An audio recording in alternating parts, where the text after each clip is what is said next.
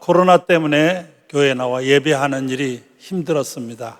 답답하기도 하고 또 안타까운 마음도 없지 않아 있었습니다. 또 그 중에는 좋아하시는 분도 계셨는지 모르겠지만 주님 앞에 나와 예배 드리는 일은 정말 감사한 일이라고 생각합니다. 우리가 함께 예배할 수 있는 것이 너무 감사해서 우리 하나님께 감사의 예배를 드리고 있습니다. 한번 따라서 하십시오. 하나님 감사합니다.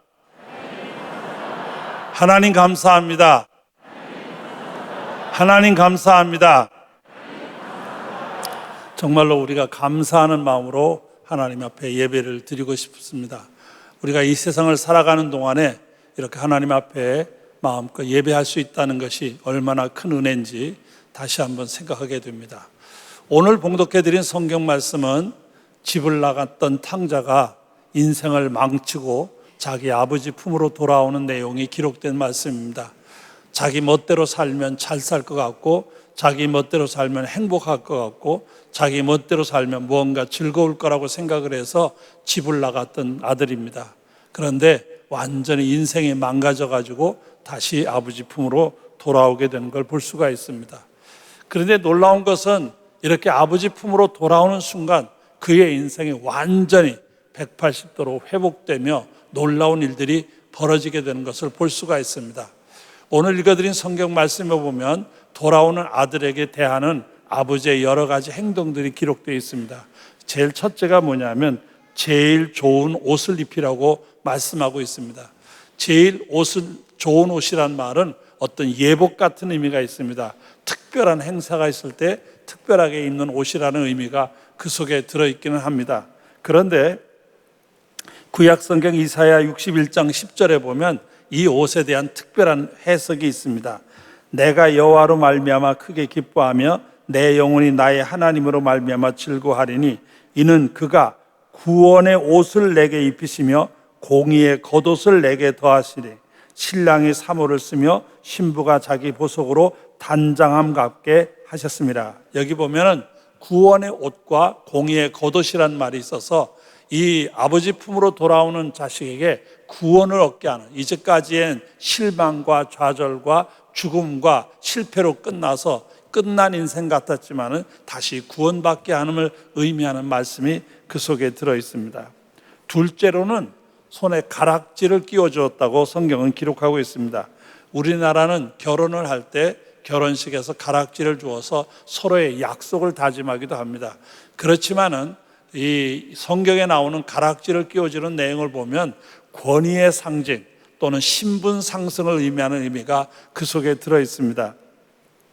창세기 41장 42절에 보면 바로가, 애굽의 왕 바로가 이 요셉이라는 사람, 감옥에 있던 죄수 노예를 갖다가 나라의 총리로 세워요. 총리 대신을 만드는데 그때 그에게 어떻게 하느냐? 가락지를 끼워주는 거예요. 창세기 41장 42절, 자기가 자기의 인장 반지를 빼어 요셉의 손에 끼우고 그에게 세마포 옷을 입히고 금사슬을 목에 걸어주었다라고 기록하고 있습니다. 그러니까 그 반지를 낀다는 것은 그가 드디어 권세를 가지는 거예요. 이제 드디어 왕 다음가는 대단한 권력을 가지게 된다는 의미가 가락지를 끼워줌에 나타나는 의미입니다.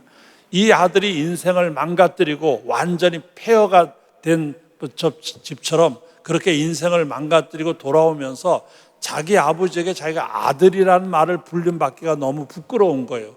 자기는 아들 노릇하기는 틀린 것 같아. 그래서 품꾼의 하나로 써달라고 그래요. 나는 이 집에 품꾼이라도 좋으네.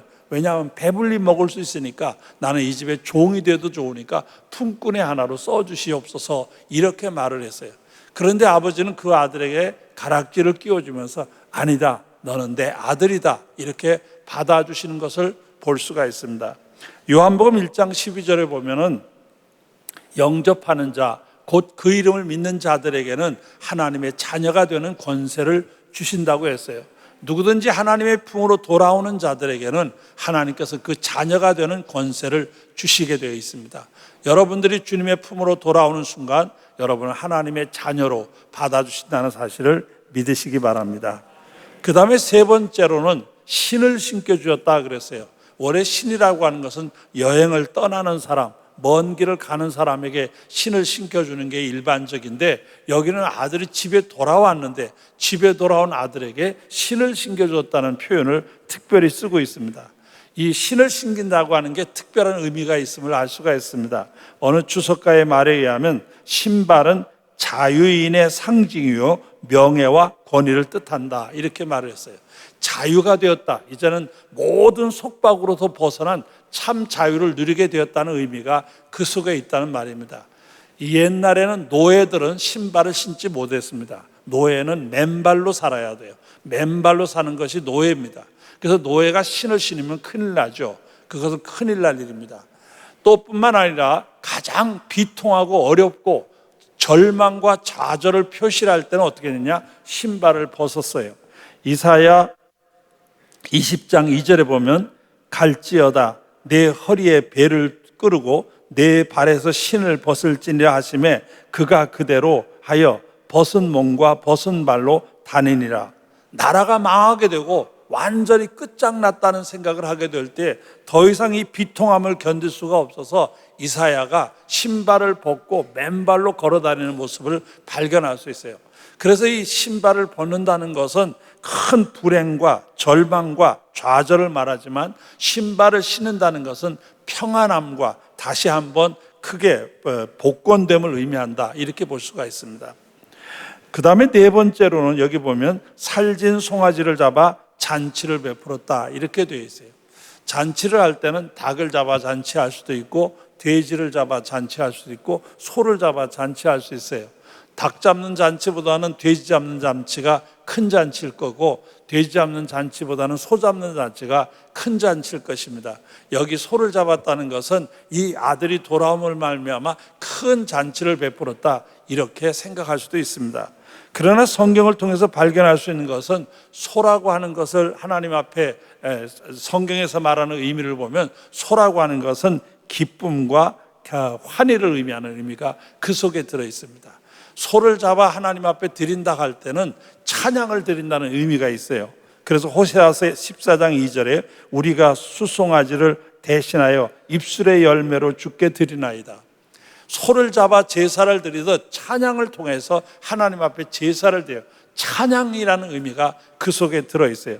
뿐만 아니라 말라기서 4장 2절에 보면 내 이름을 경외하는 너희에게는 공의로운 해가 떠올라서 치료하는 광선을 비추리니 너희가 나가서 외양간에서 나온 송아지같이 뛰리라.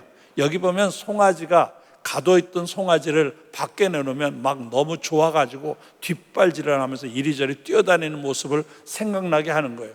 이와 마찬가지로 이 소라고 하는 것은 기쁨과 환희의 상징으로 사용되는 것을 볼 수가 있습니다. 아버지 품으로 돌아오는 순간 이렇게 구원의 겉옷을 입혀주시고 다시 아들로 복원되는 반지를 끼워주시고 더 이상 고생하지 않게 하는 평안의 신발을 신겨주시고 뿐만 아니라 기쁨과 감격에 소를 잡아 잔치하는 모습을 통해서 이 아버지 품으로 돌아오는 사람들에게 이런 은혜가 있을 것을 우리에게 말씀해 주신 것을 볼 수가 있습니다. 충청북도 어느 작은 시골 교회에서 있었던 일인데 어느 수요일 저녁이었습니다. 정말 비가 억수같이 쏟아지는 장마철, 교회 오기 정말 어려운 날이었어요. 목사님이 교회를 가보니까 청년이 하나 와 있었고 교회 가장 가까이에 있는 어느 교인 하나가 와 있었어요. 두 사람이 와 있었어요. 그렇지만은 목사님께서 두 사람을 앉혀놓고 예배를 드렸습니다. 예배를 드리고 나는데 계속 밖에는 장마비가 억수같이 쏟아져요. 예배가 끝났지만 돌아가기가 문 열고 나가기가 어려운 거예요. 그래서 목사님과 이 교인들이 같이 얘기를 나누고 있었습니다. 그런데 갑자기 그때 예배당 문이 열리면서 할머니 한 분이 들어오셨어요. 그 할머니는 교회에서 꽤 먼 거리에 사시는 할머니예요. 그 할머니가 아주 비를 전부 맞아서 그냥 빗물이 줄줄줄줄 흐를 정도로 온 몸이 정말 물에 빠진 생쥐 모양이 돼서 들어오는 거예요.